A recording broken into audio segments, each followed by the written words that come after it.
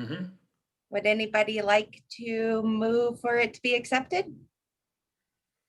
Sharon Brown, I move that we accept the agenda. Thank you, Sharon. John Carroll, second.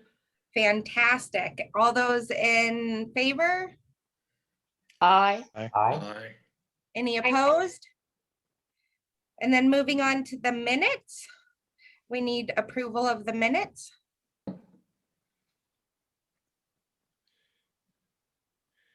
All right, well, John Carroll move to accept the minutes. Thank you, John. And Sharon Kristen Brown, Ann. second. Thank you, Good Sharon. one. All those in favor? Aye. Aye. Any opposed?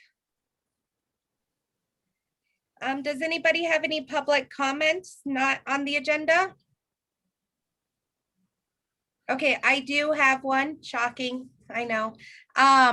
So CASTA conference is going to be in May, and it's going to be in person if you want to go in person. I think they're going to have the ability to Zoom it as well. I know I signed up because a mass amount of people in one space just thrills me to no end.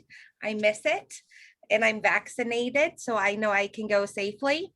But if your agency is a CASTA member, you can apply for a scholarship, and the scholarships they normally award are 50% of the cost for the conference. So then the agency needs to do the other 50%, but you can get 50% of the cost awarded. And I signed up today, and even the conference hotel room rate is like only $124 a night, which for Estes Park is a fantastic price point that they got for the room block. I think Phil's going, I'm going. Conference is great. Partying it up in the evening is even better. So I highly recommend that everybody sign up. There's going to be some really good breakout sessions that include like staff and volunteer recognition training, transit operations, drug and alcohol, some ADA training. And the best part of it is you can meet your cohorts. Working in transportation is not the most glamorous job in the world. So it's nice sometimes to meet up with people that have the similar jobs as you, so you can explain your frustrations and triumphs, and people actually understand what you're talking about. Because I know my family looks at me like I'm crazy if I'm like all excited about something that has to do with buses. So we have no new membership appointees, and I don't think I saw Joe on.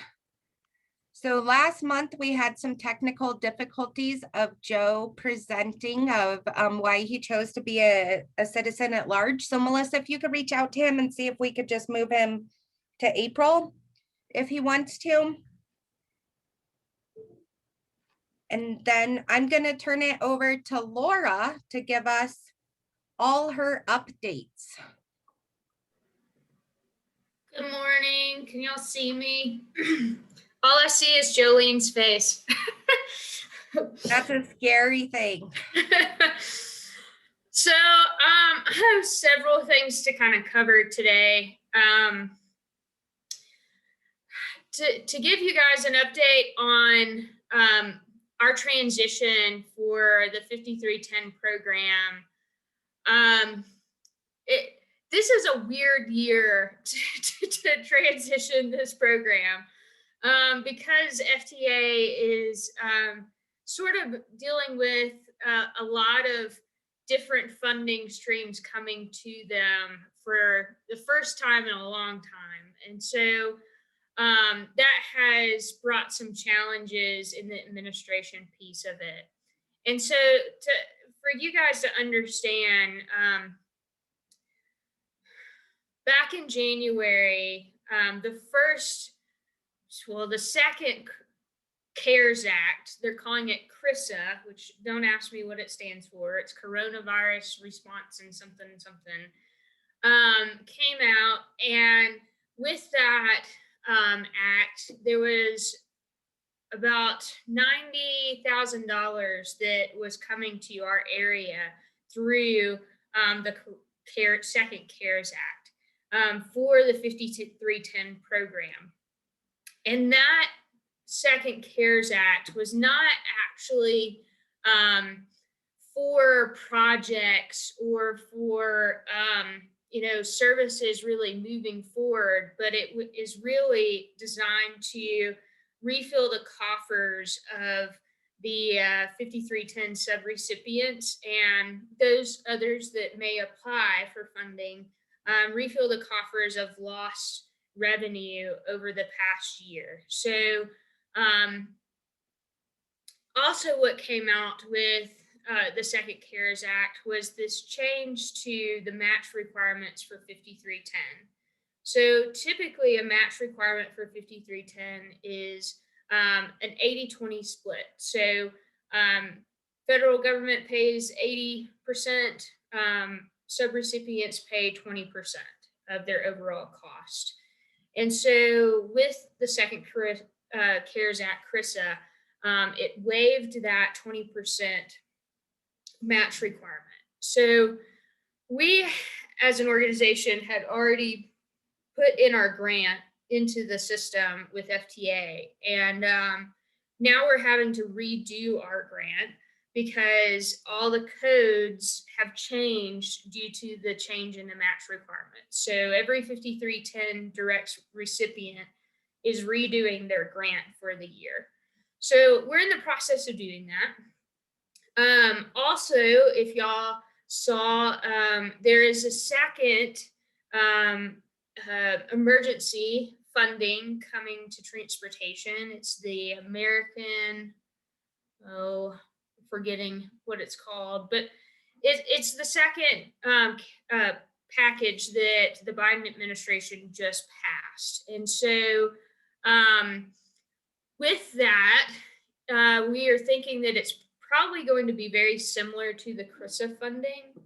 And so after we launch our traditional 5310 RFP for the year, we will have a second RFP that will be launched, which will consist of the CRISA funding as well as the new funding that is coming through. We thought that it would be best in working with FTA. They also suggested that it would be best for us to not launch a full coffer projects for all of those different funding streams, but to utilize the funding in its categories. And so it is going to be funding that will be available to the general public in terms of the announcement. Those that will apply for that funding will go through an RFP process. It isn't directed funding. While it's for 5310 programs, it isn't directed to the direct at the time subrecipients. So it's a little interesting. It's basically funding for 5310 activity type of programs. So more information on that. If you want more information on that, look on FTA's website. They have a really great question and answer section for that. But yes, we will be launching both CRISA and the new funding RFPs after we do the 5310. And the great thing with those two funding streams that are the emergency packages is they don't have an end date tied to them. So we can utilize that funding further down the road. So, and then moving towards our 5310 RFP, I am working really hard to try to get that up and available to everyone by the end of this week. So, like I said, there's been a few bumps in having to redo our grant application and a few other things that have been a little challenging in this transition. But look for a communication from me telling you how to access that RFP, and feel free to ask any questions of me about eligibility and the process of applying for that funding. Secondly, a few of you guys were directed funds from CDOT back, oh man, we started that process maybe in October of last year. CDOT gave us a list of agencies for some actual set aside funding. It's not federal funding, it's not traditional CDOT funding, it's actually state funding that was set aside for the large urbanized areas and their transportation providers. And so we were given that list of agencies to direct those funds to, and came up with utilizing CDOT's formula of apportioning those funds. And to give those on the call just an update on that, we did get notification yesterday that we should have our contract from CDOT this week. And so with that, we will have, when we get our contract from them, we will be issuing contracts to you guys. So those of you on the call who may not remember what you said you were going to use that funding for, please reach out to me, because we want to make for sure that that funding is accounted for, because it's a very quick timeline that it can be spent. So that's the CDOT Vulnerable Senior transportation funding. So, and lastly, Melissa, can you let me share my screen?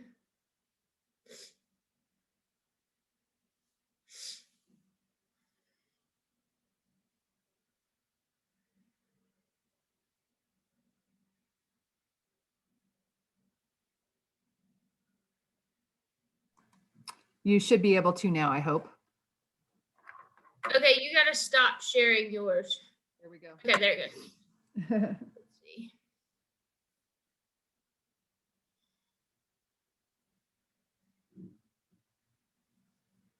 Do y'all see a spreadsheet?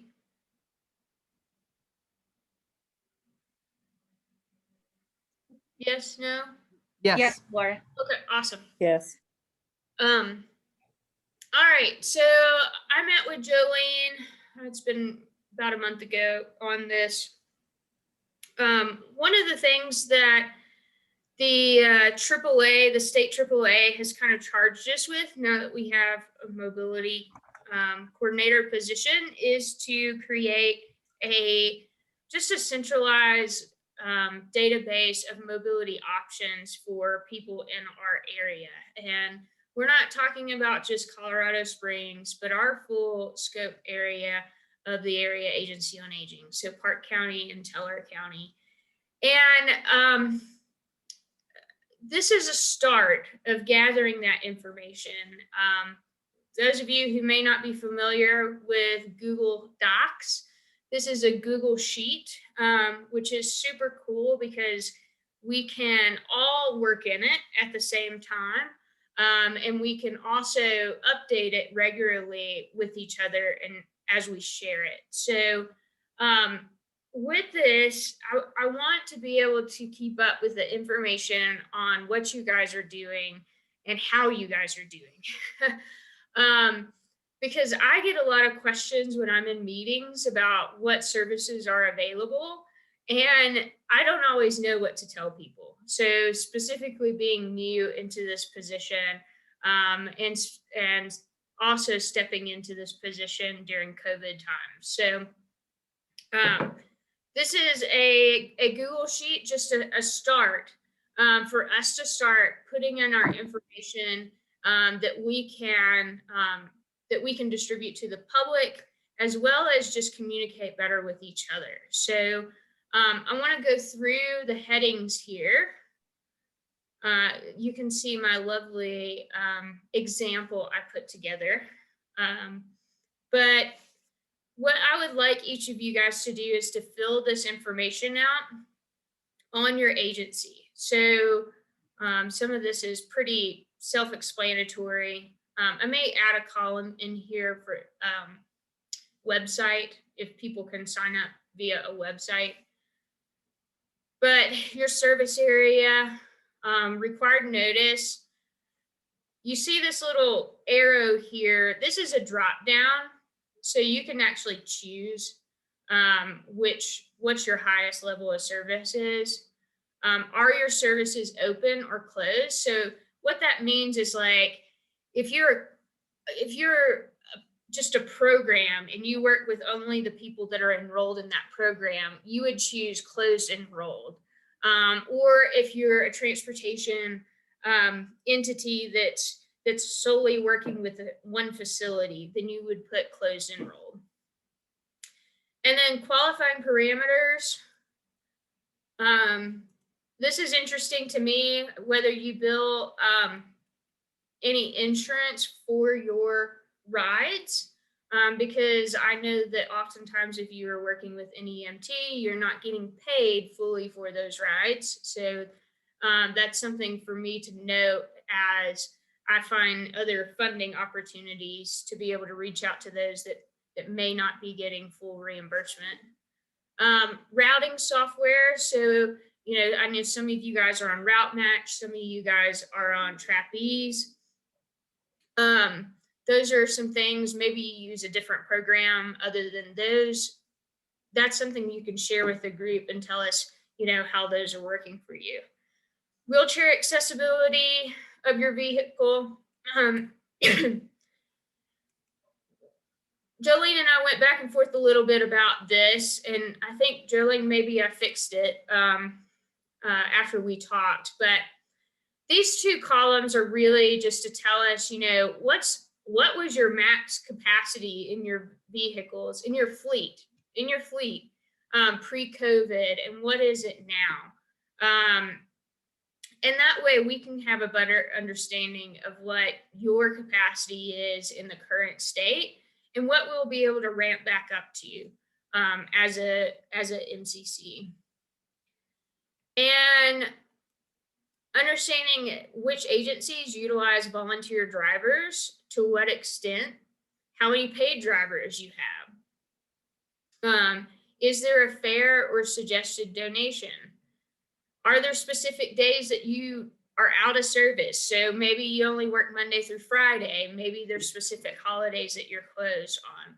These columns, these rows become bigger. So if you need to put a lot of information in there, I'm okay with them being a little bigger than that. So no big deal. And then transit manager. So who is the main contact for your program, and also for this would be more importantly, not just you who are on the call, because I have all of your information, but say for instance, there's a operational thing that comes across that maybe I need to speak to you, the transit manager of your organization.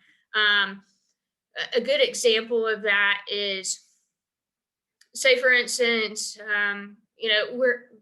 we're trying to help people get to COVID vaccination sites. Having the information of your transit manager, should I not be able to get a hold of you, and I have some person on the call, which, by the way, when I was on vacation, I was managing the front desk phone number at PPACG for half a day, and I did get 2 transportation calls. So if there's things that I can get a hold of more than just one person at an organization, that'd be helpful. So yeah, I would like you guys, I'm going to share this with the MCC group after this meeting. It'll come to you in a link, but I'd like for you guys to start filling out your information. We're going to have this information available to all of you all, as well as start compiling the information to create sort of a mobility guide for our region, so that everybody knows what is what. Also, I was looking in the yellow book as to what the transportation options were in this area, and it could use some updating. So this would really help us get that information and make for sure that we're putting out the right information to the community. Any questions on that? There's a lot, sorry. Laura, No, do but you have Laura, I really appreciate you putting in the example and explaining it to everyone. But I just want to make sure I'm clear on your example that you're available on your birthday to help any of my seniors move is how I'm reading that. So thank you. Yes. And Laura, do you have a timeline that you're hoping to have this kind of close to being completed and done? Yeah, so I don't think it's going to take people a lot of time to do. I'd really like to have this pretty well filled out by next MCC so that we can kind of do an overview of it and see where we may be missing some pieces. So yes, if we could have this done by the next MCC, just an initial draft. And the great thing about this is if things change within your organization, this is something easily you can just go in and change. And we'll just do some regular maintenance on this. So I'll just bring up into the MCC meeting and say, okay, is all of this still relevant? So we may kind of set aside sort of a maintenance schedule for this moving forward. I'm gonna be a little meaner than Laura and ask that everybody have it done in 2 weeks, because then it gives time for Laura to actually be able to review it before the next MCC meeting. And it's really general information. So, I mean, it's going to take each transportation manager, I'm guessing, less than 10 minutes to fill it out. So if you could have it done by next Friday, it gives Laura a better scope when she's in all these community meetings to be able to advocate on our behalf. So let's give her the tools to do her job. Thanks, Jolene. You're welcome.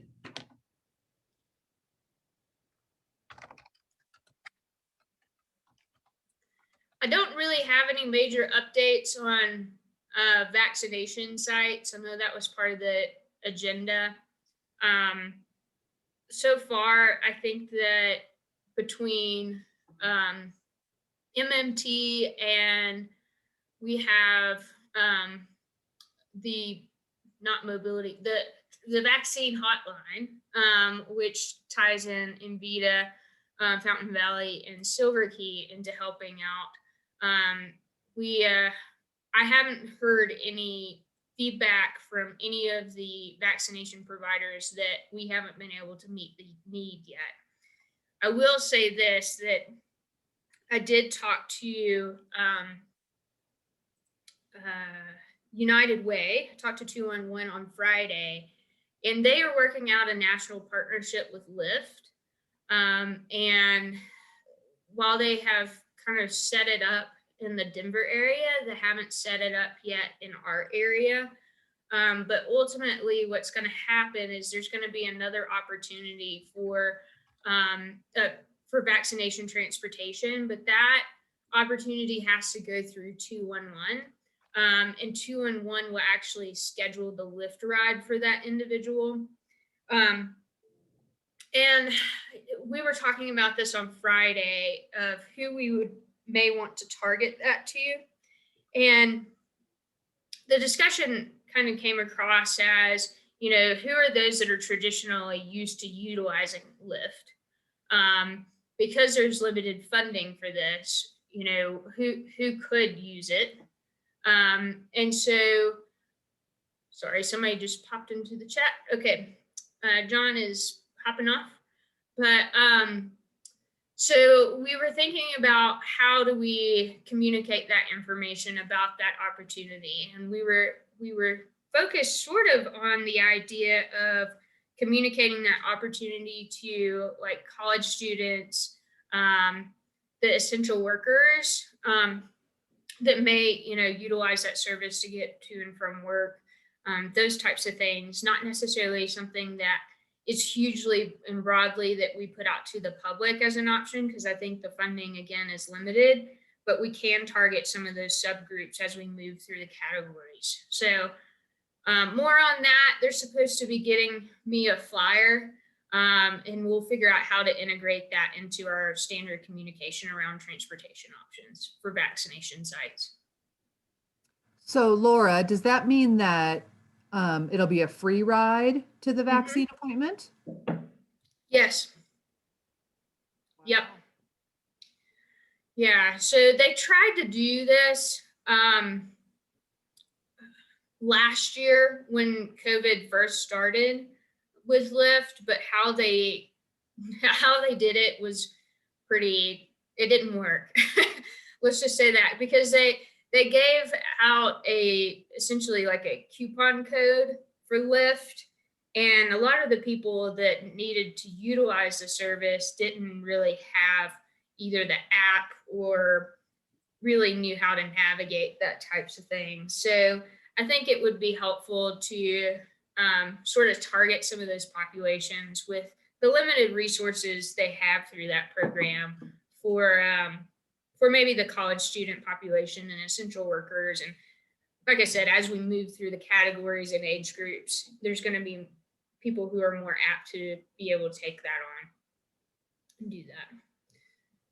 This time it'll be better though, because at least people don't have to download the app in order to use it.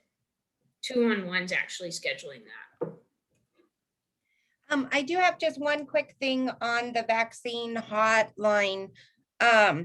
So that is Silver Key and Vita and Fountain Valley that are giving rides. We have not denied a single ride. And so everyone is getting to vaccine appointments, even though we're still under safer to ride guidelines. And so we are ensuring that everybody is getting to vaccine appointments. But a huge shout out to Envita, because they got the vaccine hotline up and running in less than 48 hours. And it's been on every news station. Gail's been smiling everywhere. And we will be on the news sometime this week because we had some Cadillac converters stolen as well as Silver Key.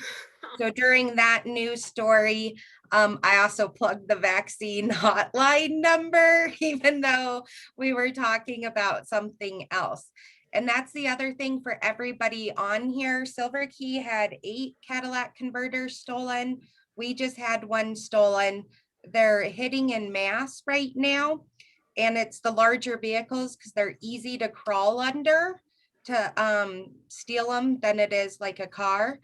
And so just either increase security, we're increasing patrols in our neighborhood. So if you call your local substation, they'll most likely increase patrols for you.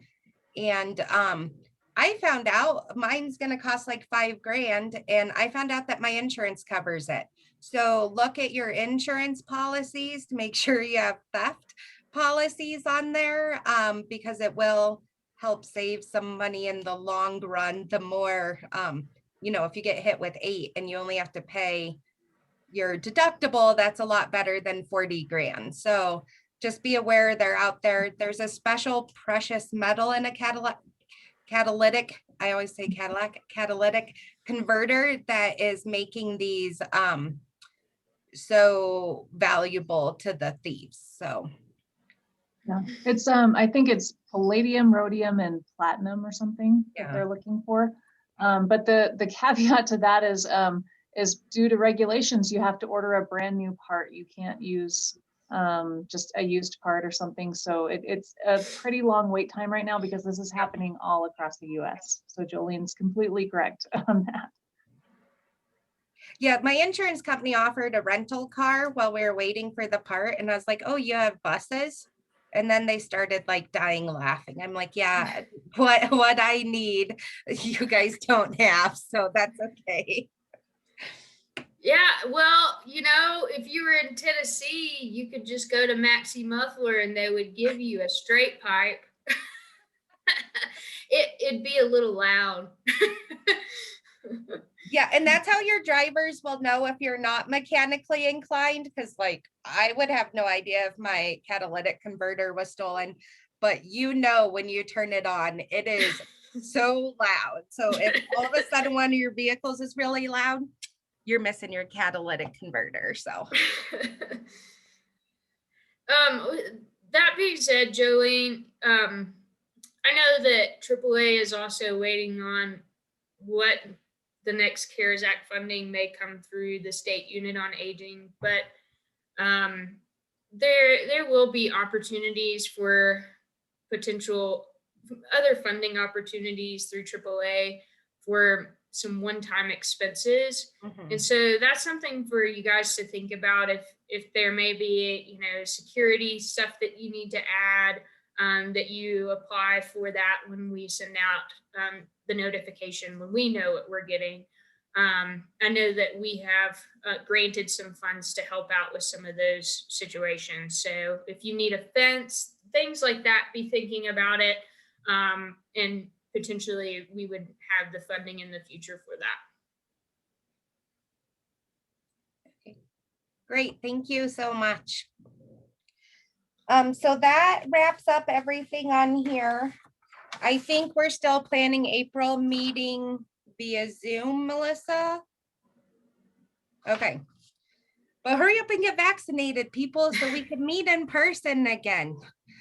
So even if we are all vaccinated, PPACG is working on policies around group meetings, because Yeah. as you can imagine, the board meeting alone is usually so heavily attended.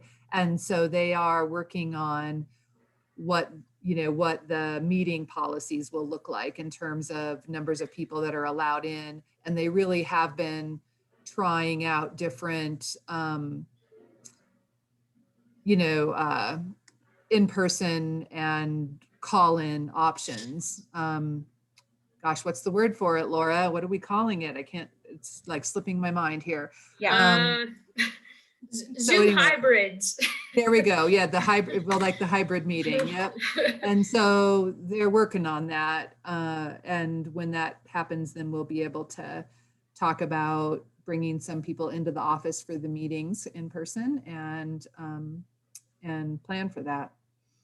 Yeah, right now our stipulation is 8 people per floor. So we're still Yeah. pretty limited as to how many people we can have in the office. And also, this is a little bit aside from just transportation, but just an update from us at the AAA. We used to accept a lot of walk-ins. A lot of the people that came through AAA apparently were walk-ins. I haven't been there for the real deal, but we're looking at different options to kind of limit the walk-in nature of it. And now that we kind of sort of have had to adapt, and our clients have kind of had to adapt, we're working on kind of putting together some parameters about how we're going to manage that in the future. So our lobby's different. So whenever we can have people by, we'll show you our new lobby. It's got this really cool desk with this big glass thing around it. But yeah, more to come on that, and we'll send out information so you can let your clients know.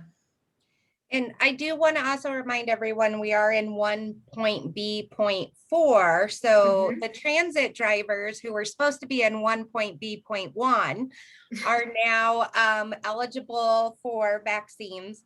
I think most of the smaller providers have found a way to finagle and weasel their drivers and staff, me included, on getting the vaccines earlier, but now I'll open up to like more Mountain Metro drivers who have hundreds of drivers.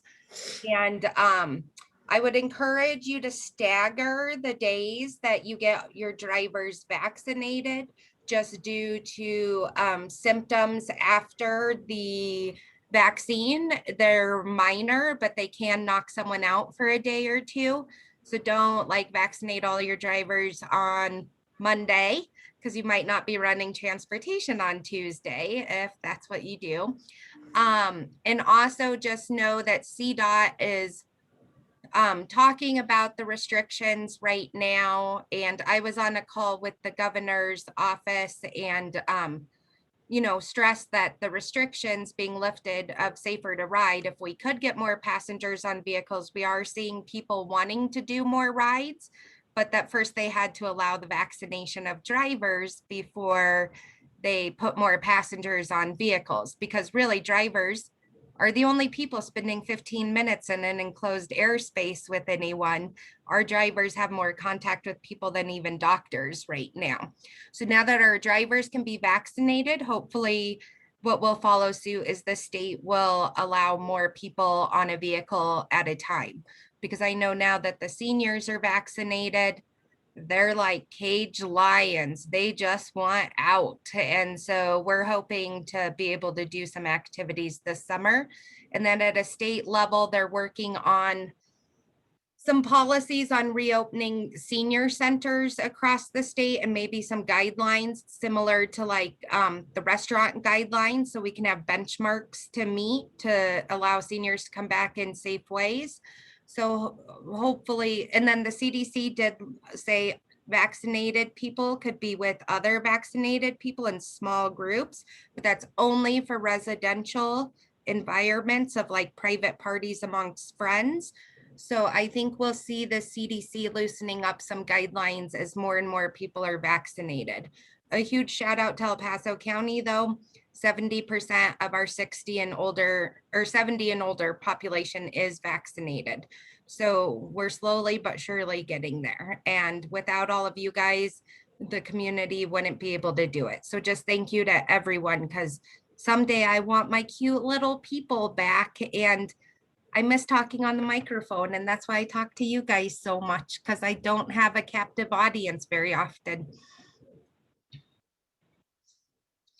But I think that's it. So we will see everyone via Zoom in April, and I hope to see you in person at CASTA. Lori, are you going to go to CASTA? I am in the process of figuring that out. Okay, well, So, hopefully you go. And yeah, Brian, you should go. I think I'm going, I may be speaking. I don't know. So trying Well, let me to, know which one, so I can come stare intently at you while you're doing it. yeah, I'm helping Ann out with the emergency management piece. Oh, of great. Zoom. So, Okay. yeah. Well, hopefully we see you all there, and there's not many of us left on this call, so we'll just go ahead and adjourn at 10:08. Bye. Thank you, Jolene. See y'all later. Okay, bye.